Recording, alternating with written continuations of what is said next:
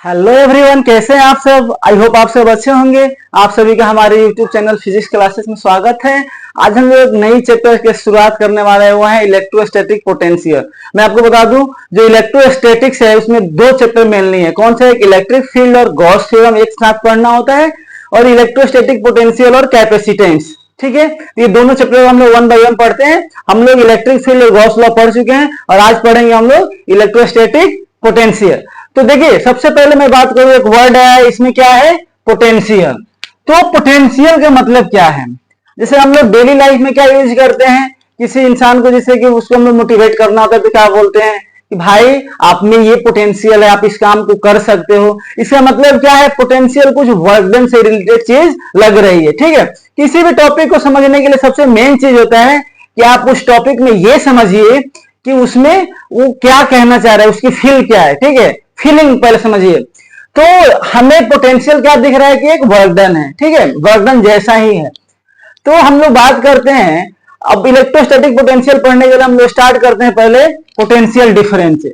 पहले potential difference सीखेंगे और उसके बाद हम लोग बात करेंगे पोटेंशियल। ठीक है, तो क्योंकि इससे चीजें आसान हो जाती है। किसी किसी बुक में क्या है, या क्या करते हैं कि हम लोग पहले पोटेंशियल पढ़ाते हैं फिर पोटेंशियल डिफरेंस, लेकिन हम क्या कर रहे हैं, इसको पहले पोटेंशियल डिफरेंस बताएंगे, उसके बाद पोटेंशियल पढ़ेंगे। देखिए होता क्या है, मान लीजिए कि हम यहाँ पे कोई एक सोर्स चार्ज रखे, इसको क्या बोलते हैं जी? सोर्स चार्ज प्लस क्यू रखे हुए।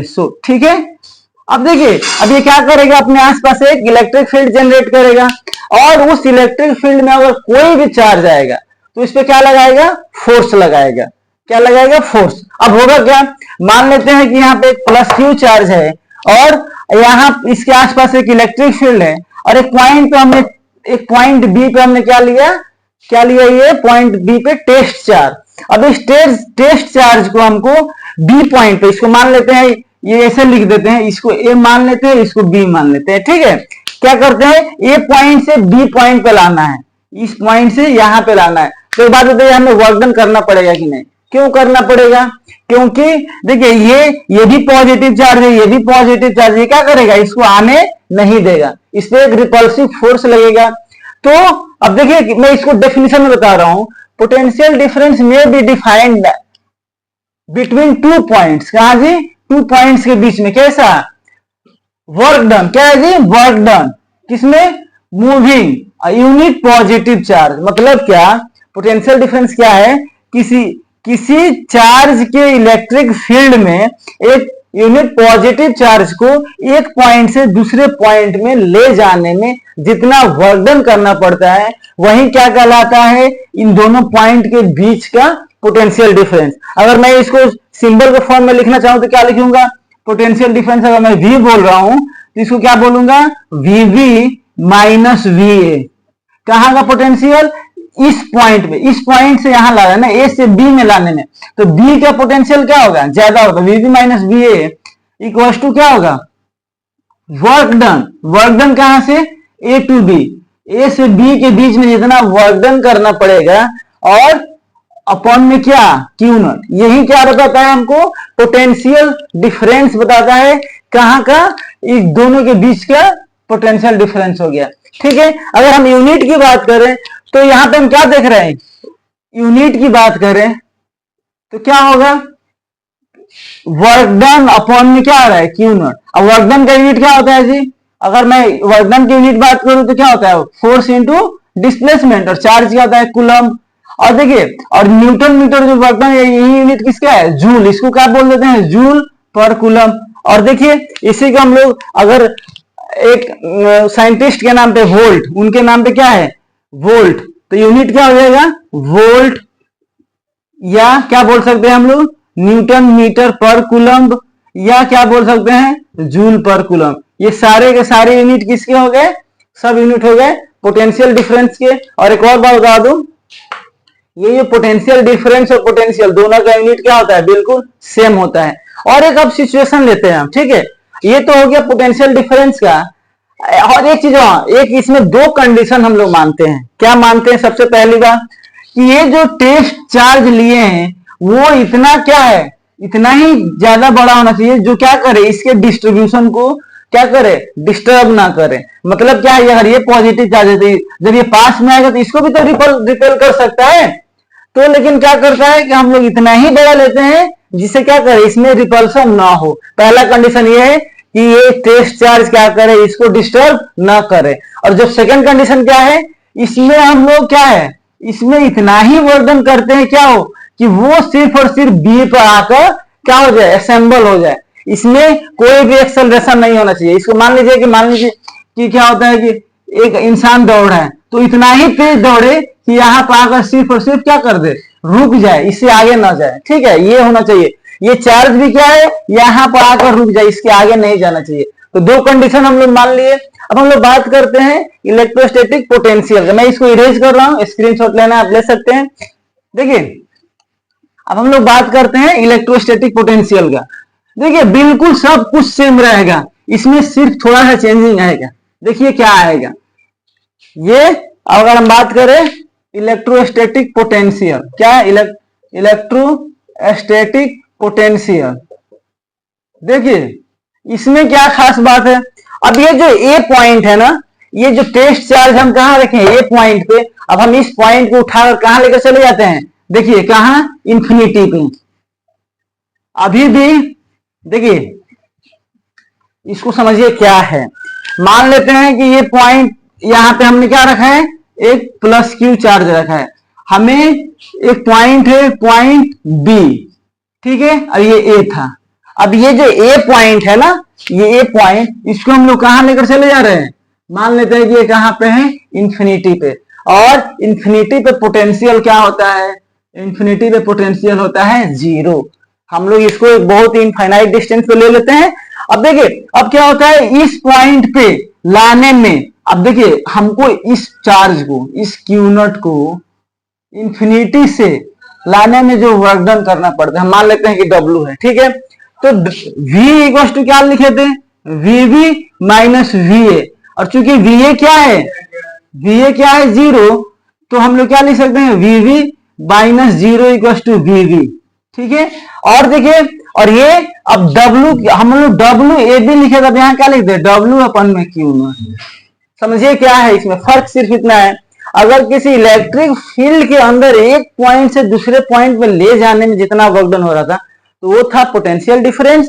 और यही अगर हम उसको इनफाइनाइट से किसी इलेक्ट्रिक फील्ड के पॉइंट में रखने पे जो हमें वर्क डन करना पड़ता है, वो क्या है, उसको हम लोग बोलते हैं उस पॉइंट का पोटेंशियल। मान लेते हैं, देखिए इसको एग्जांपल समझते हैं। मान लीजिए ये स्कूल हो गया, ठीक है, और यहाँ पे बच्चे हैं, ठीक है, इस पे क्लासरूम हो गया, ये क्या हो गया, क्लासरूम। और ये हो गया मान लीजिए किसी बच्चे का हाउस, ये क्या हो गया, हाउस, यहां हाउस मान लेते हैं। तो देखिए हाउस से उसके क्लासरूम में आने में जो वर्क डन हो गया वो कहलाएगा, मान लेते हैं क्या कहलाएगा, उसको हम लोग डब्ल्यू मान लिया।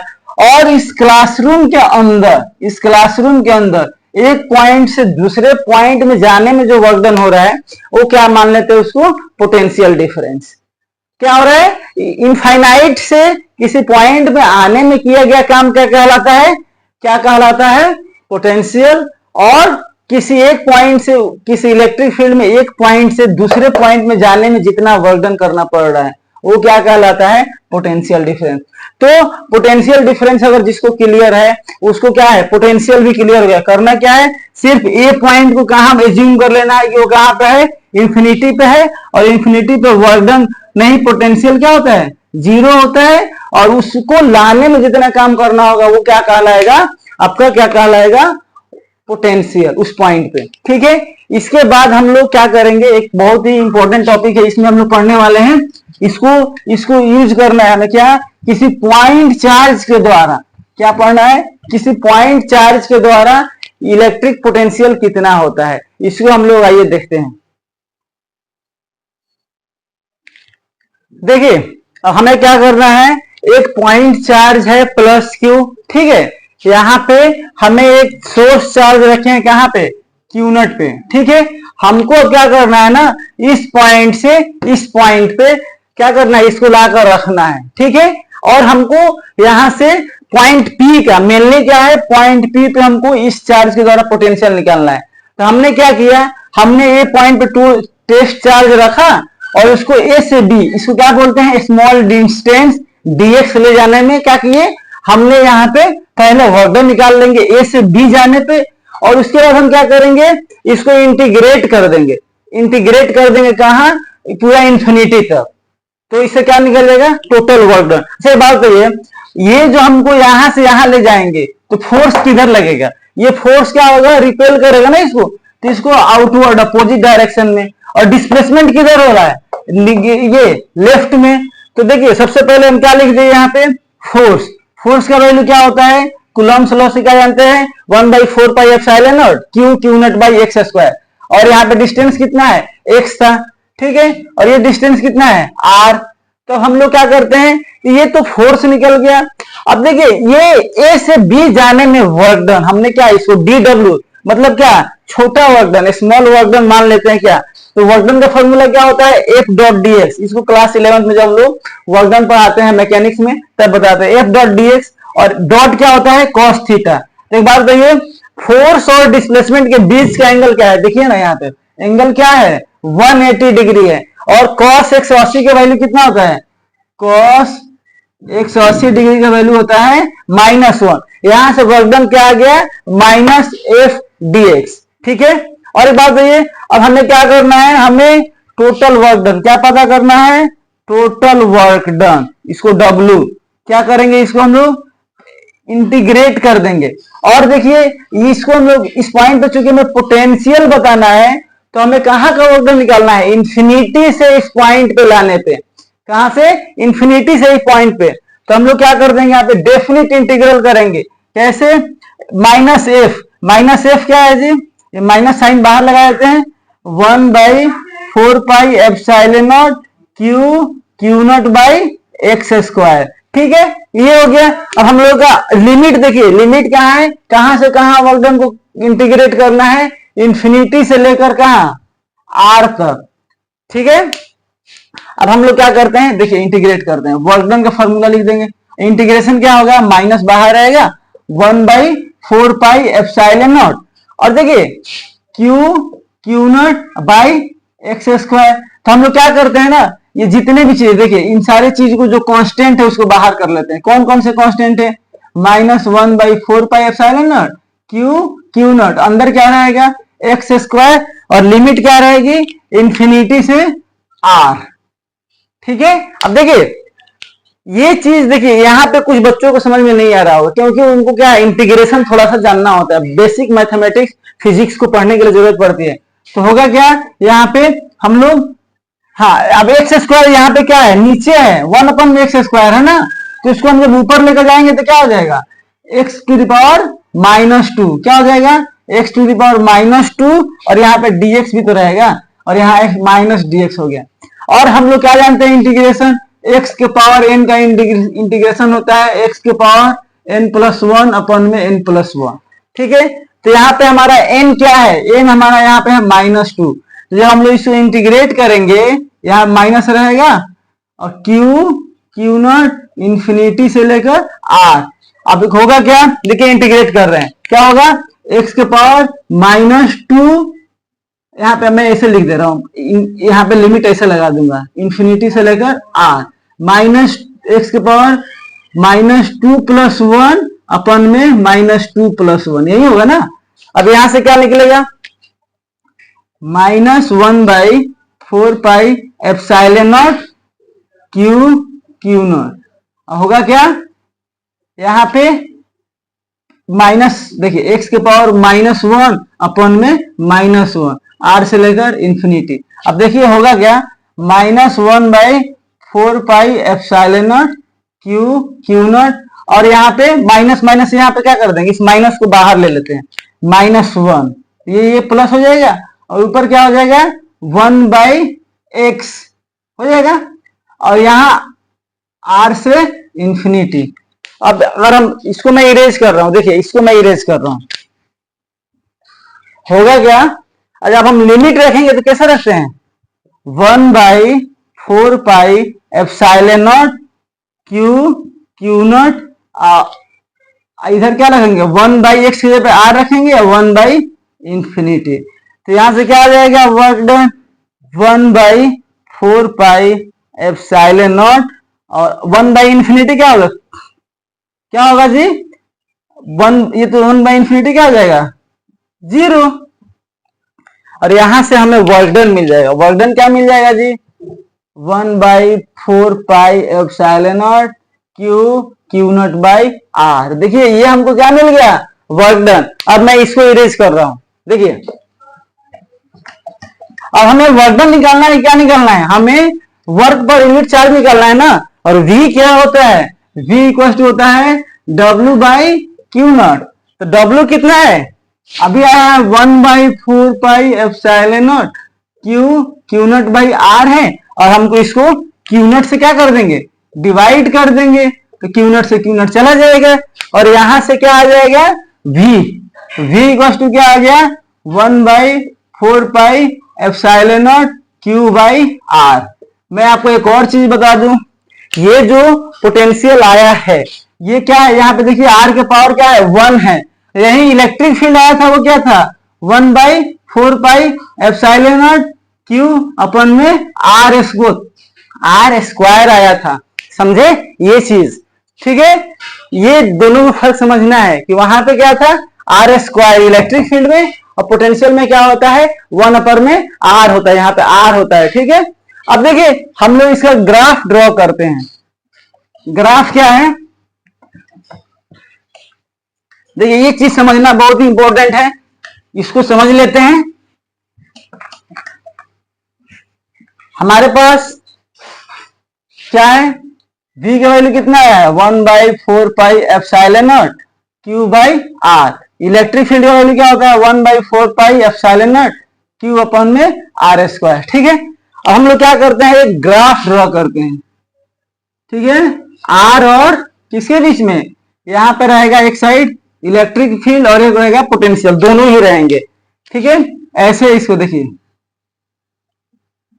हम मान लेते हैं कि एक पॉइंट 1 है, इसको समझिए, बहुत समझना जरूरी होता है। ये क्या है, ऐसे